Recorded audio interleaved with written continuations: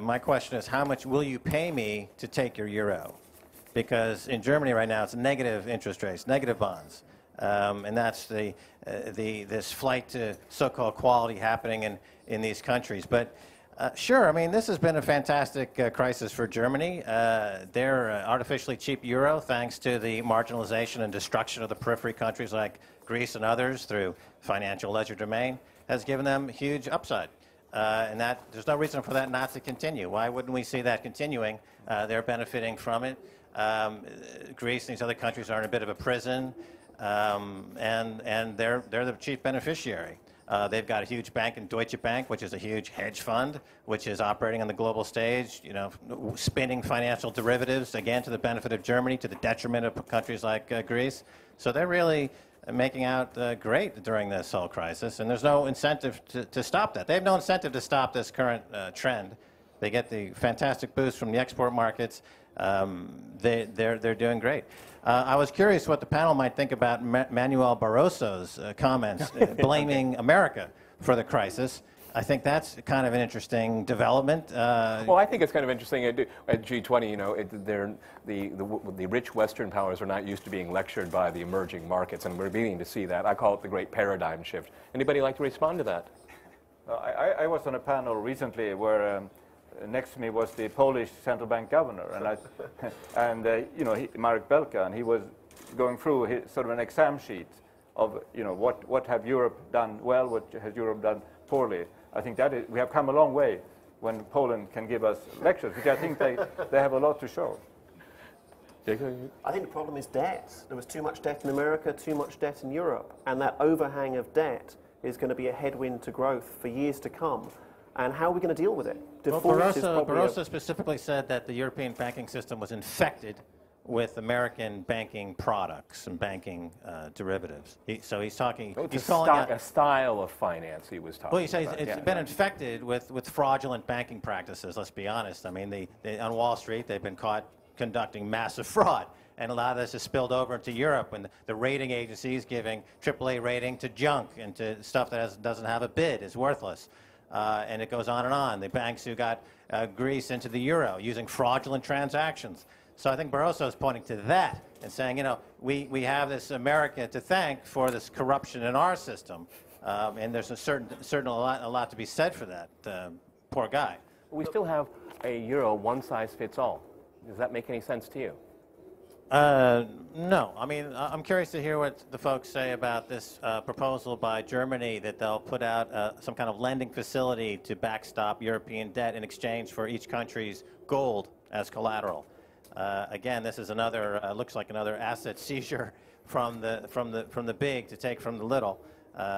So I'm just curious what the thoughts are there. And this idea, by the way, Poland, it's great that you're doing great, but don't let the bankers in, or they'll leverage you up by 1,000%, and you'll be destroyed like some of these other countries. So be careful. There should be some kind of thing in the airports. No bankers allowed on airplanes. There should be a special screening device.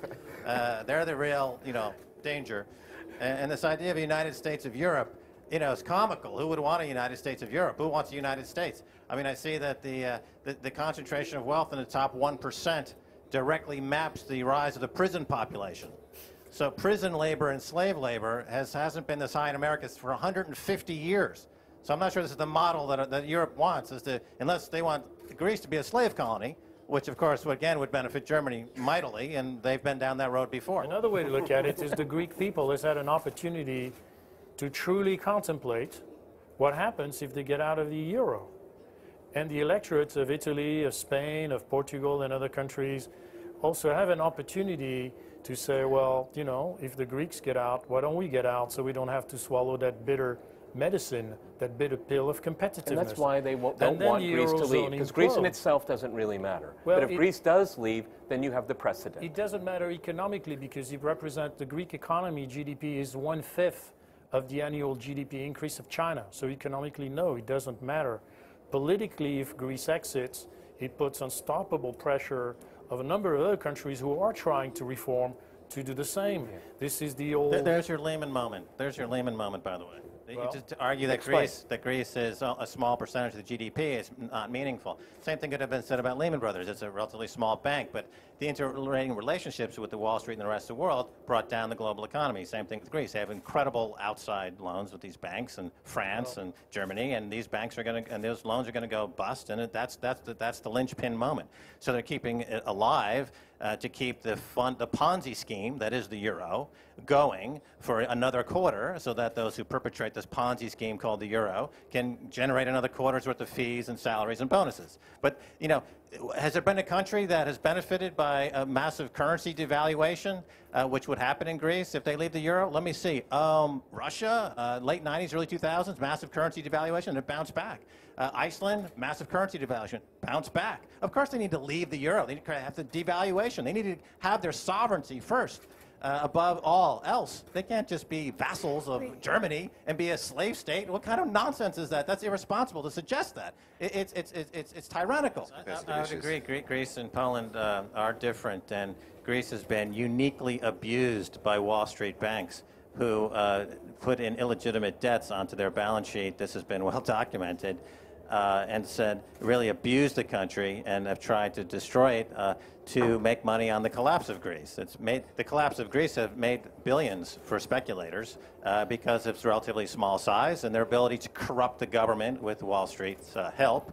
You know, the famous incidents is well documented of Goldman Sachs mis-selling billions in dollars worth of fraudulent securities. This is no secret.